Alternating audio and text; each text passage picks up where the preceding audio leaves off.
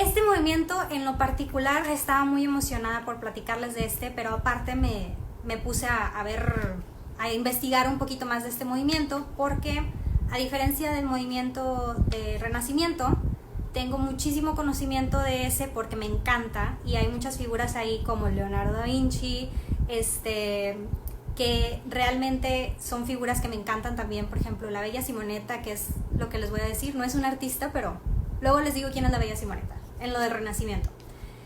Pero en este de bizantino sabía que había muchas cosas que no conocía a detalle, entonces me puse a investigar y hay muchas cositas que les quiero compartir de estos dos movimientos que la verdad me pareció muy interesante. Y empezamos con el movimiento bizantino. Para irme un poquito atrás, en la sesión pasada vimos el movimiento romano y el griego. Y si ustedes conocen un poquito de historia, pues saben que el Imperio Romano empezó a dominar prácticamente casi toda Europa y un pedacito de la parte sur y la parte del este. Todo eso era el Imperio Romano. Y el Imperio Romano se termina en los primeros años de la época actual. La época anterior era antes de Cristo y la época actual es la que tenemos ahorita. Estamos en el 2020. Entonces se acaba el Imperio Romano, pero realmente no acabó ahí, porque había ciertas personas de poder que empiezan a irse a otros lados a poder esparcir su conocimiento y esparcir su liderazgo. Y entre ellos está este personaje que se llama Constantín. Constantín es un romano que se muda a esta ciudad bizantina, que cuando él llega le cambia el nombre y le pone Constantinopla. Alguien díganme si han escuchado hablar de Constantinopla, pónganme ahí. Y pues bueno, realmente esto fue como la extensión de la historia del Imperio Romano. El movimiento bizantino es una mezcla del movimiento de Egipto, del movimiento romano, y también tiene unas mezclas de Grecia. Entonces realmente el movimiento bizantino mezcla estas tres cosas y de ahí nace.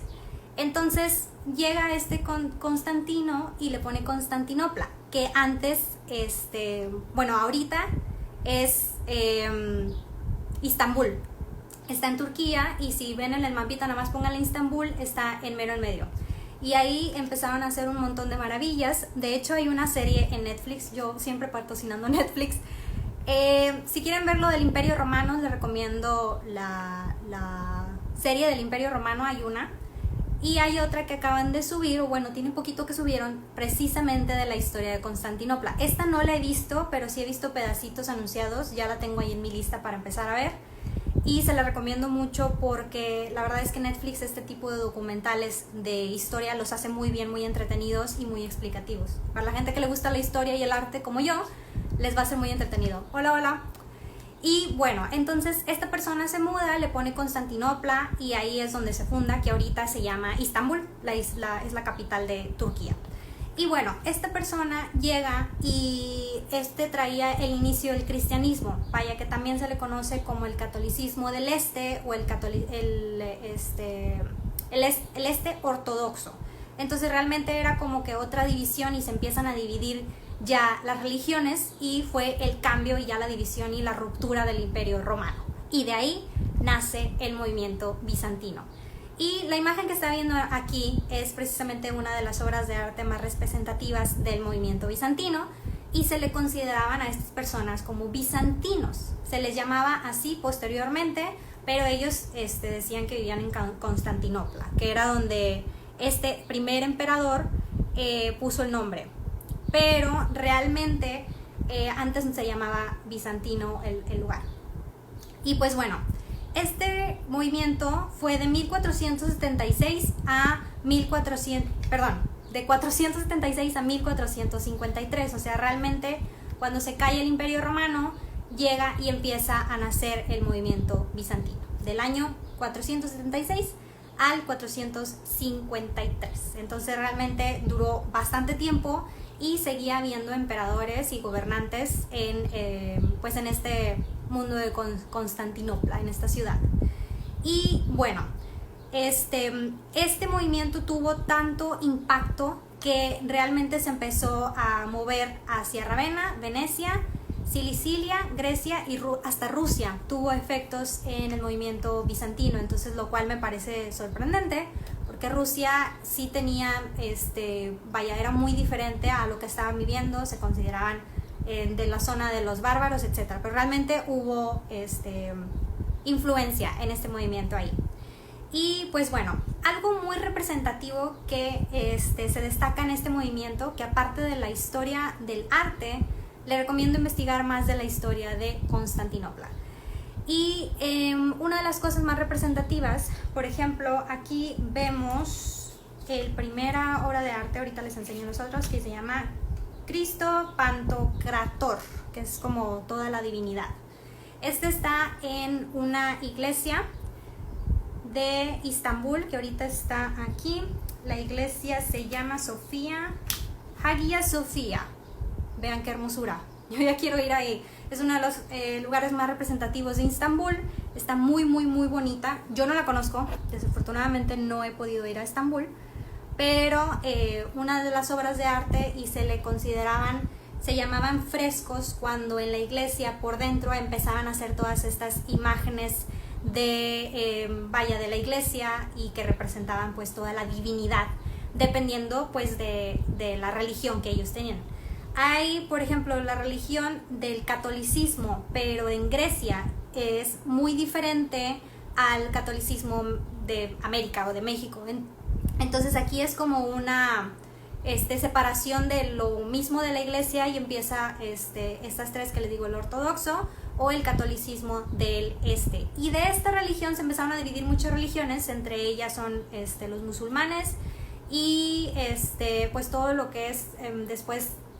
Del otro lado empiezan los protestantes y empiezan a salir un montón de religiones a través pues de la separación del Imperio Romano. Y bueno, esta obra del Cristo Pantocrator está en esta iglesia adentro, y una de las cosas más representativas son que utilizaron mosaicos.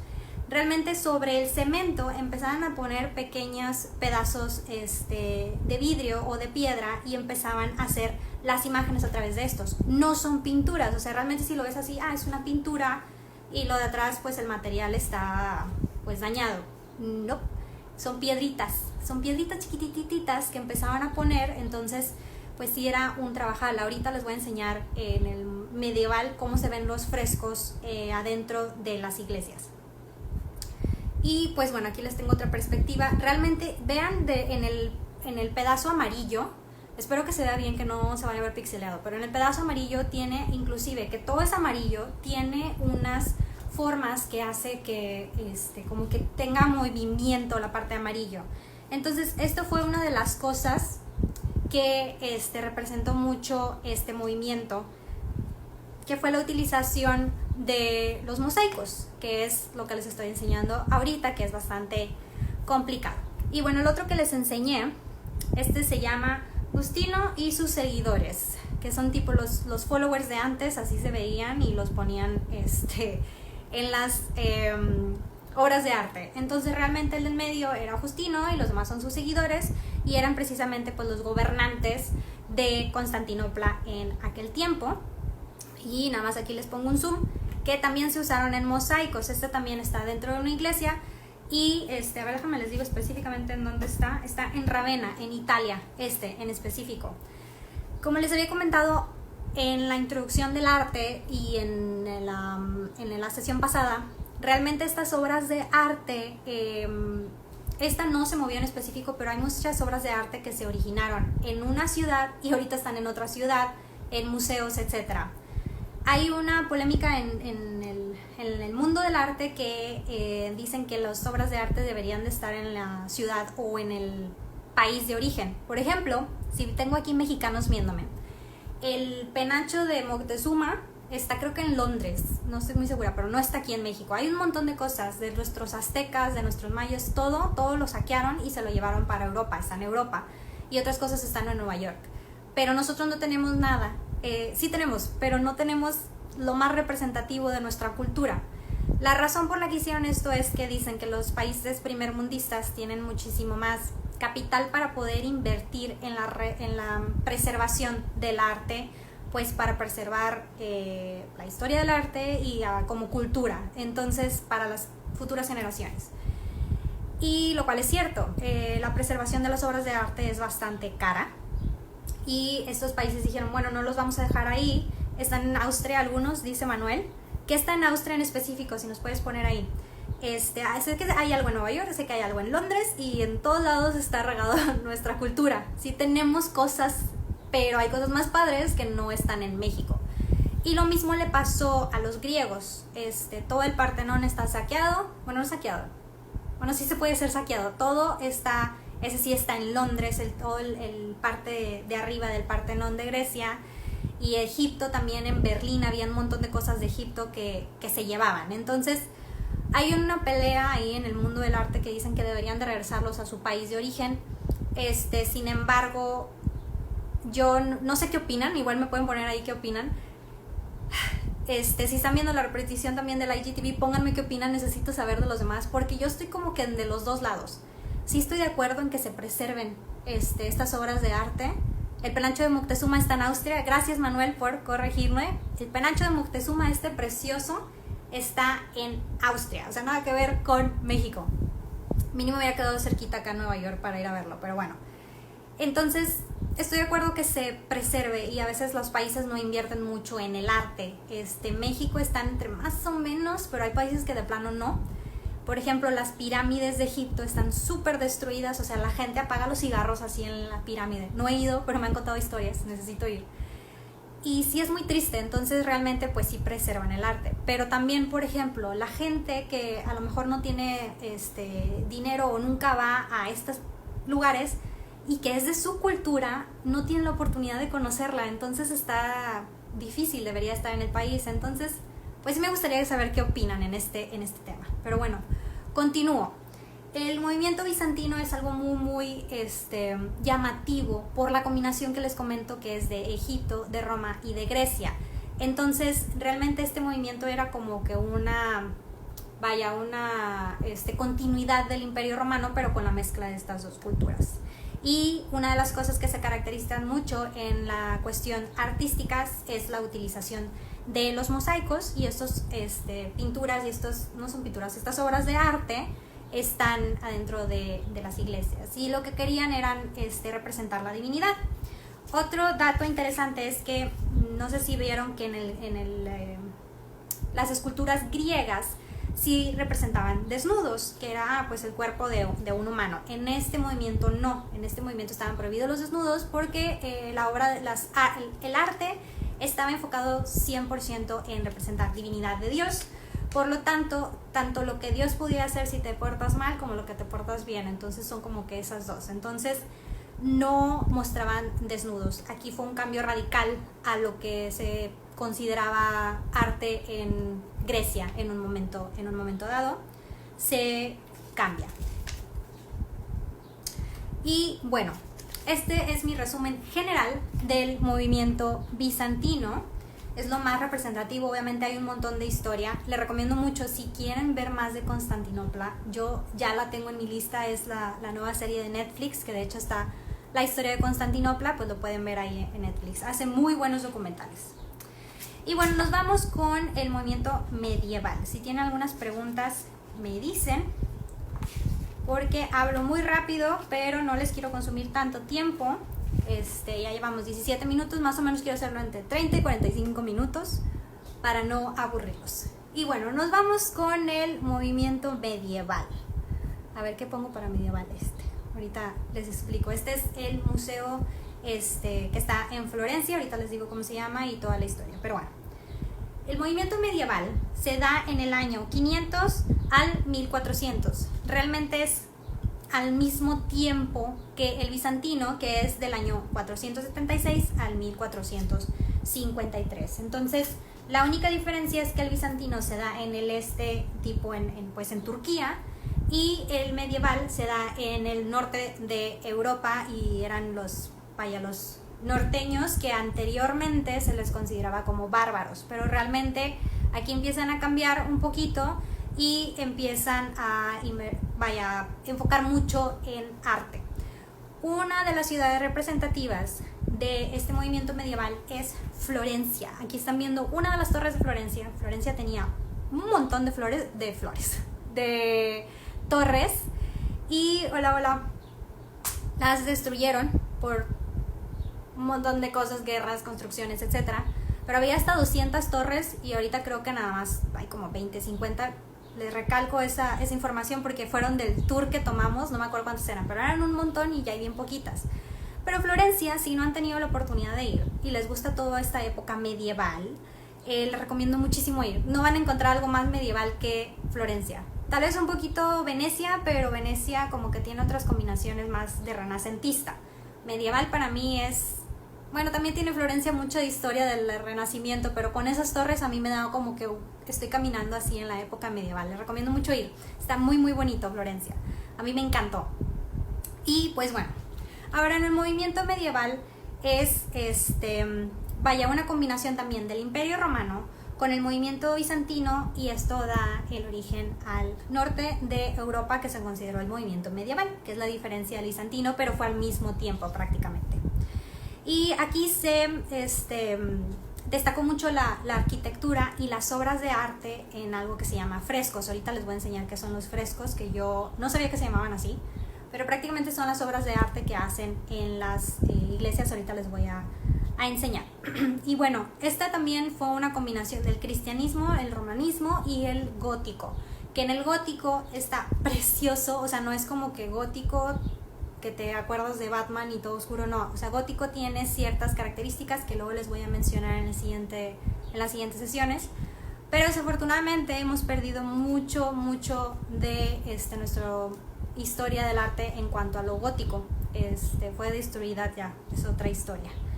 Pero bueno, entonces en la cuestión medieval, lo que también representaban junto con el bizantino es lo supremo que era Dios, entonces era también muy muy religioso este movimiento.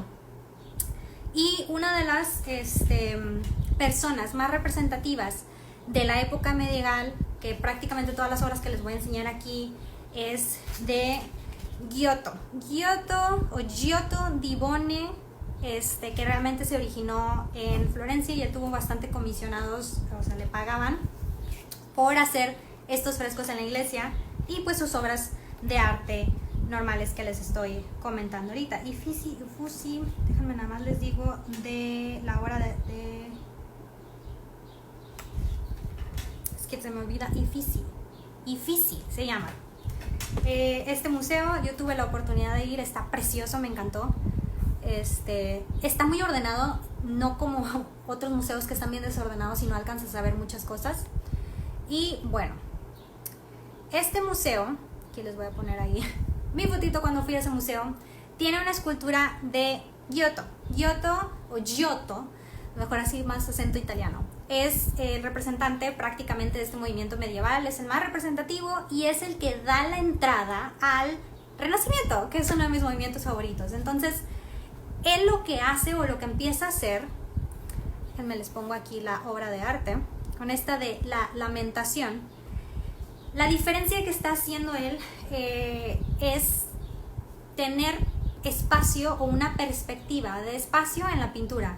En esta época no tenían conocimiento los artistas de anatomía, o sea, realmente pintaban, pero hay algunas cosas que la cabeza se ve igual de grande cuando estás lejos que cuando estás cerca. Entonces eso da la perspectiva que tiene solamente un plano y no diferentes planos, que hace como que la imagen tiene profundidad. Entonces él fue el que empieza a experimentar profundidad. Si me regreso al movimiento bizantino, aquí vemos un plano, no hay profundidad. Si ves la persona que está atrás, se ve como que está inclusive empalmada con el emperador que está ahí. Entonces lo que hace Giotto, o una de las cosas más importantes que hizo, es que marcó la diferencia del espacio en las obras de arte. O sea, ya tiene un segundo plano.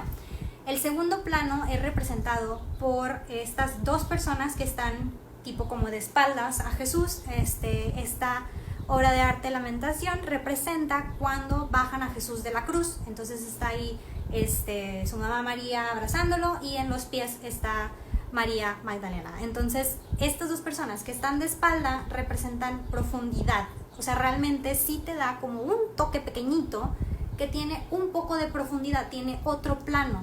No te da profundidad tipo 3D o más de dimensiones, pero sí ya te da una esencia de profundidad. Y esto fue una de las cosas más representativas de Giotto, que empezó a experimentar profundidad. Y bueno, aquí tenemos a Giotto. Realmente no tenemos muchas imágenes de él, o sea, nada más les tenemos esta escultura y este retrato. Realmente la escultura sale más representativa y se ve un poco extraño. Pero bueno, otra de las cosas que hizo Giotto, él hizo un montón de obras de arte. Esta obra de arte que les voy a enseñar ahorita es otra de las más representativas de Giotto. Esta la saqué de internet, esta la tomé yo. Está en el museo de Uffizi.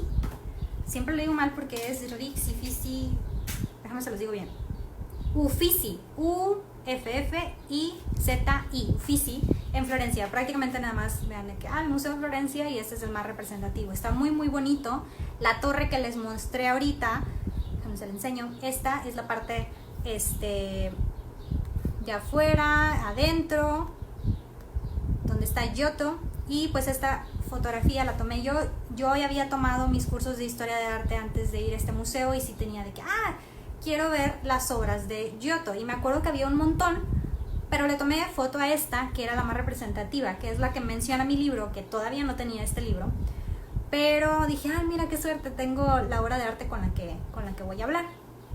Y pues bueno, aquí está un poquito más claro que los artistas no entendían la anatomía ni la profundidad de los planos. Porque si ven, hay mucha gente alrededor del nacimiento del niño Jesús, que eso es lo que representa el nacimiento del niño Jesús. Esta obra se llama Ognissanti Madonna, y pues representa el nacimiento del niño Jesús. Pero si ven, las caras que están atrás y luego las que están enfrente tienen el mismo tamaño, entonces parece que todas están amontonadas en el mismo plano, desde los ángeles que están abajo de la obra de arte hasta los de Aveno arriba, parecen como que están en el mismo plano. Entonces realmente esto hace que la pintura no sea realista, es realmente un solo plano, pero esta persona estaba tratando de experimentar un poquito los planos.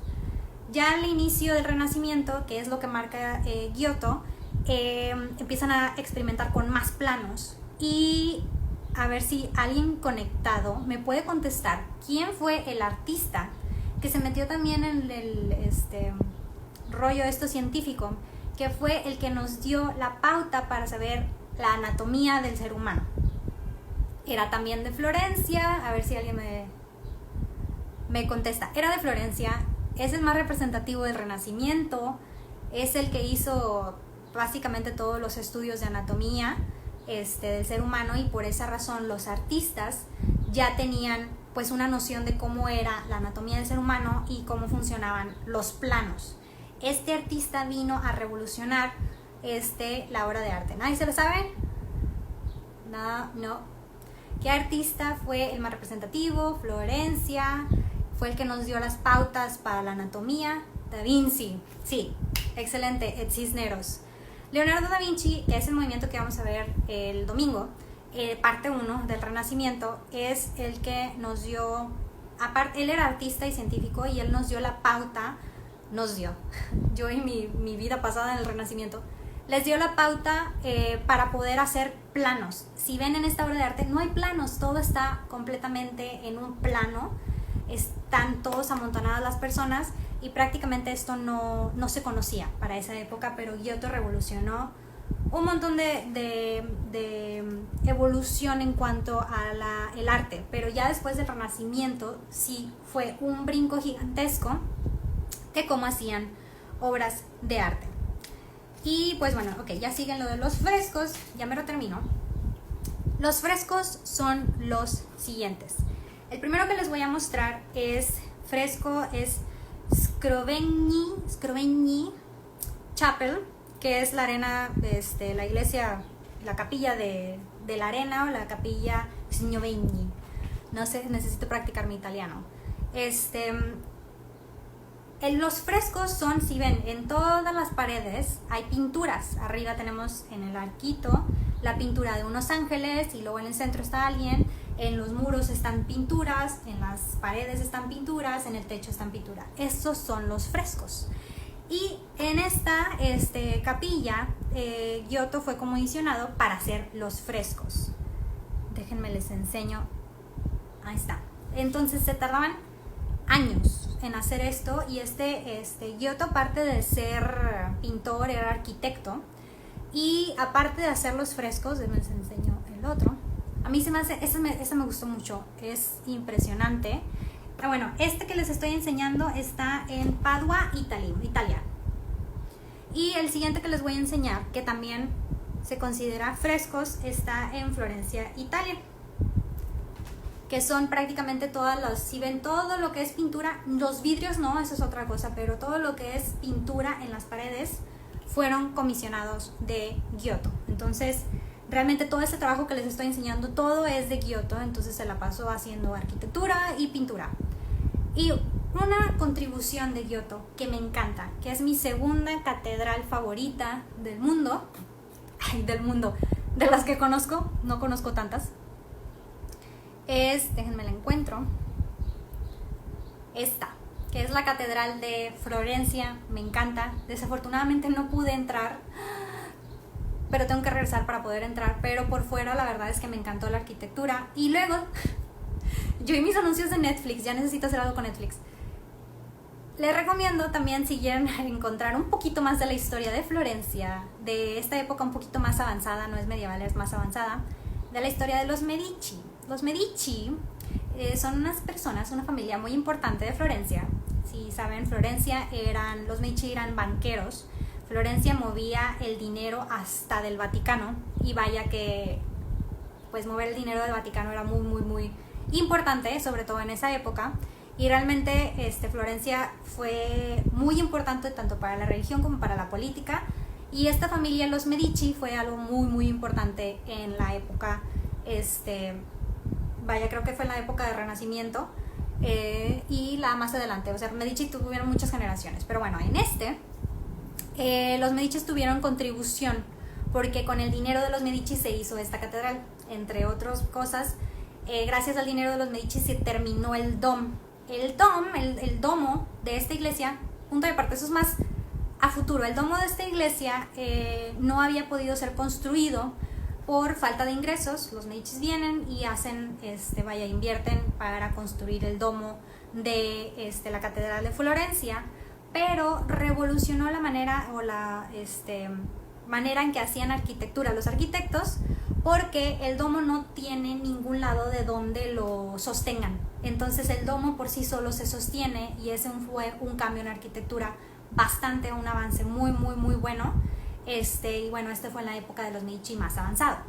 Un poquito más atrás en la historia, o sea, realmente esta iglesia tuvo como 300 años sin moverse, o sea, que no le pudieron mover porque no tenía dinero la ciudad para poder invertir en terminarlo, y se caía el domo y no lo podían hacer. Total que hasta el último los Medici pues ya hicieron esto. Volviendo a Netflix, hay una serie de los Medici, que si les gusta, véanla, está muy buena. De hecho se llama Los Medici, creo, y precisamente habla de esta iglesia. Entonces me encantó, se la recomiendo. Me la paso viendo Netflix, pero documentales, no, también series normales. Y bueno, del otro lado, del lado izquierdo, ven una torre. Entonces el domo que les estaba diciendo a ti, bueno, toda esta es la iglesia, la catedral de Florencia. Y ahora, donde está el campanario, fue hecho por Giotto. Ahora sí me regreso al Giotto. Giotto hace toda la construcción del campanario. Entonces, como si les había comentado, esta persona tanto pintaba como hacía arquitectura, y una de sus obras más importantes precisamente fue el campanario de esta iglesia. Termina él el campanario, la iglesia está casi terminada, pero en la serie lo van a ver, lo representaron muy bien. No tenía domo la iglesia, entonces la gente iba a la iglesia sin domo, estaba sin terminar, pero iba a la iglesia como quiera. Ahí tocó también lo de la peste negra, y fue uno de los refugios y todo el show. Tiene muy, muy, muy padre historia esta iglesia, es una de mi segunda iglesia favorita. Entonces se lo recomiendo mucho, mucho ir. A ver qué me falta. Ya es todo. Muy bien, entonces Para cerrar, el movimiento medieval y el movimiento bizantino se originaron o se llevaron a cabo prácticamente en el mismo tiempo, en los 400 a 1400. Entonces, estos movimientos, la diferencia es que uno fue en el este y representaba una religión diferente a los del norte de Europa. Después, en el Renacimiento, ya empezaron a salir un montón de religiones diferentes, que también ahí fue la pelea de los protestantes y todo. Pero bueno, entonces esto es lo que lo representa más. Lo que representa también el movimiento bizantino es la utilización de los mosaicos en los frescos. Y en la de el norte de Europa es también que Giotto, que fue una persona muy famosa para este movimiento, estaba utilizando planos y pues tuvo ahí un poquito, o más bien un avance representativo en cuestión del arte. Y bueno, ahí estoy yo contemplando la catedral, me encantó, la vi en el 2017, les recomiendo mucho ir a Florencia, más si les gustó esta época medieval. Si les gusta en la época de los bizantinos, Constantinopla, les recomiendo ir a Turquía, a Estambul, porque también hay pues la iglesia que les recomendé visitar. Ha de estar bien bonita, esa no la conozco, les puedo recomendar Florencia porque lo conozco, pero dicen que Estambul también está precioso, muchísimos colores muy bonitos. Jonathan dice, ¿cuál es tu catedral favorita? Mi catedral favorita es la catedral de Lyon, Francia. Mi catedral favorita, fíjate que era la de Florencia, hasta que vi la de Lyon. Es que es una cosa hermosa, se las voy a poner en las historias después de Es algo que te quita el aliento porque está en una montaña, para empezar, la única montaña ahí de Lyon. Y ves como un castillo. Entonces vas subiendo tú y cuando vas subiendo a la montaña te encuentras un parque, que es como un jardín, pero en el jardín literal. Yo iba caminando y me sentía yo con mi vestido así de época, caminando porque realmente te remonta a la época. Precioso. Yo fui en invierno, pero en teoría en primavera hay diseñadores de botánicos que hacen el jardín y luego vas subiendo y vas viendo la iglesia. La iglesia tiene unos detalles arquitectónicos por fuera que está maravilloso. Cuando subimos estaba un poquito nublado, estaba nebuloso y la iglesia estaba entre las nubes, o sea, realmente la veías y estaba entre las nubes. Entonces fue como llegar al cielo. Dije, no, pues ya en la escalada ya aquí morí y este es el cielo. Realmente se ve súper bonita, blanca. Cuando la ves por fuera no hay un detallito que tengas, o sea, no hay un pedacito que no esté tan cuidado. Y luego dije, bueno, por dentro va a estar sencilla, porque normalmente las iglesias que invierten mucho por fuera, por dentro están un poquito más sencillas. Entro y no, una maravilla, unos candiles así gigantescos, enormes. Tenían los detalles con la técnica de mosaico que les enseñé como los bizantinos, pero con el estilo francés. Esa iglesia no es tan viejita. Preciosa. Les voy a poner en las historias después de que comparta esa iglesia. Esa fue mi iglesia favorita por muchísimas razones. Ahí les cuento en la publicación, ya la había publicado, entonces esa es mi catedral favorita. Si no han ido a Lyon, Francia, les recomiendo. Aparte la gente es muy linda ahí. En París son un poco más directos, por así decirlo, pero en Lyon un amigo francés me dijo, no te vayas con cómo te tratan en París, ve a otra ciudad de Francia para que veas realmente cómo somos los franceses, y son como latinos, la verdad. Entonces le recomiendo mucho ir también a Lyon, está muy bonito. Tuve la oportunidad de ir en enero, antes de todo esto del coronavirus. Fui a mi graduación de la maestría, entonces alcancé a regresar sana y salva. Entonces, pues sí, ahorita les comparto las fotografías. Y pues bueno, después de todo mi speech de 37 minutos sin respirar, ya aquí acabo. No sé si tengan alguna otra pregunta. Si no, como quiera, el live lo dejo siempre guardado en el IGTV. Pueden ver la sesión 2 y la primera en IGTV también, que ya está guardada. Y pues nada más agradecerles por estar aquí, por compartir este amor en historia del arte. La verdad es que cuando vemos esto, crecemos culturalmente nosotros, podemos compartir esto con nuestras personas, nuestra gente, y también pues vamos haciendo que todo el mundo sepa un poquito más de cultura, que es nuestra cultura. Al final todos todos estamos mezclados ya, entonces es cultura de todo. Entonces realmente historia del arte para mí me encanta, historia me encanta, y más porque a lo mejor pude haber estado en ese lugar y a mí me gusta estudiar el lugar, y así cuando voy al museo o cuando voy a este lugar sé vaya su historia, quién pasó por aquí, por qué hacen este tipo, qué representan los colores, qué representan todas estas figuras. Y realmente eso es algo muy bonito para los que les gusta el arte, que son los que están aquí, que son pocos. Yo conozco muchas personas que dicen, ay, qué aburrido, pero también muchas otras que son amantes del arte como yo. Entonces estos lives prácticamente los hago para compartir ese amor al arte con ustedes, que tuve la oportunidad de tomar un curso o una certificación de historia del arte por 6 meses, y sí dije, ay, voy a llevarme esto para México, para fomentar un poquito más el arte. El sur realmente es muy diferente al norte de Francia. Sí, realmente es muy muy diferente al norte.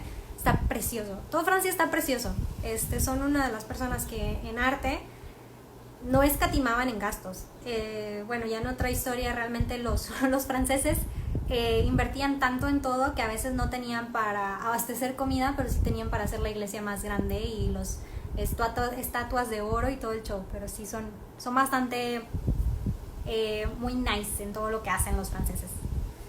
Nayeli, si llegaste tarde no te preocupes, lo voy a dejar guardado en el IGTV, entonces lo puedes ver el pedacito que te faltó en el IGTV. También está la sesión 2 y 3. Si acaso alguien tiene problemas para ver en el IGTV, nada más actualicen su aplicación de Instagram y ya les debe de aparecer. Tu opinión de la Catedral de Milán.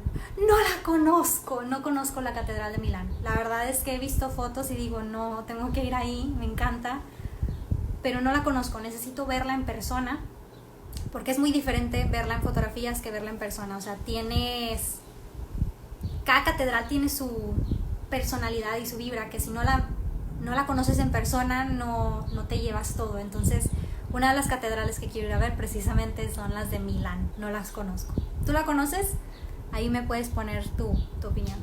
Muchas gracias, Nayeli. Sí, ahí están disponibles, entonces ahorita ya que él termine, la guardo y ya va a estar disponible en el IGTV. Ahorita en las historias comparto, y también comparto lo de la catedral que les digo de Lyon, que está muy, muy bonita. Y pues bueno, pues muchas gracias por estar aquí conectados conmigo y escuchar un poquito de arte y compartir conmigo también. Eventualmente me gustaría que la gente esté comentando y estemos ahí platicando de arte. Entonces, pues muchas gracias por esta pasión del arte que comparten conmigo, y los veo. Estos lives normalmente los hago todos los domingos a las 10 de la mañana. Lo hice porque el domingo se me falló el internet, entonces dije, bueno, lo hago el miércoles a las 6 y veo cómo se adapta a la gente, o si les gusta más los domingos a las 10 de la mañana. Entonces estoy tomando esa decisión, si lo dejo entre semana a las 6, o sea, los miércoles probablemente, o el domingo a las 10 de la mañana. También me puedes dejar ahí en los comentarios cuál horario les gusta más.